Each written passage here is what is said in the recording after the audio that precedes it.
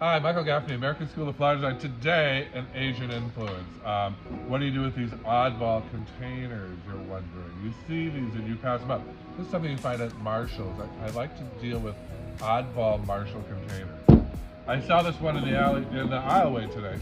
So here we go. I call it birds on a wire. I've done this at Bloomingdale's with a baccarat container. A similar idea. There's my water. I'm going to take my equisidium. This grows in the roadsides of Wisconsin. And I'm going to thread my equisidium through those handles. I used to have a guy who would cut these alongside the highways of Wisconsin along with other vegetation, and the police would stop by, true story, and they'd pull over and say, "Excuse me," and he'd be on the ground and go like this, "For the church." And they'd say, "Carry on, my son." True story. And he would bring it to work and we would sell it.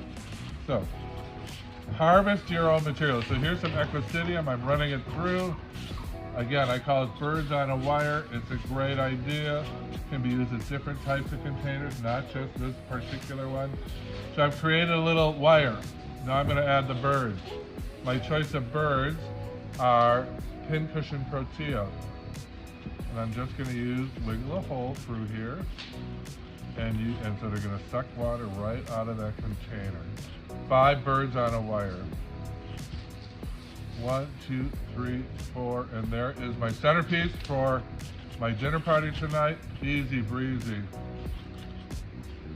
Simple designing. American School of Flower Design. If you want more information, go to our website. If you want to stay in class, come to class. We have in-person classes and online classes. So sometimes flower design is as easy as this. Keep blooming.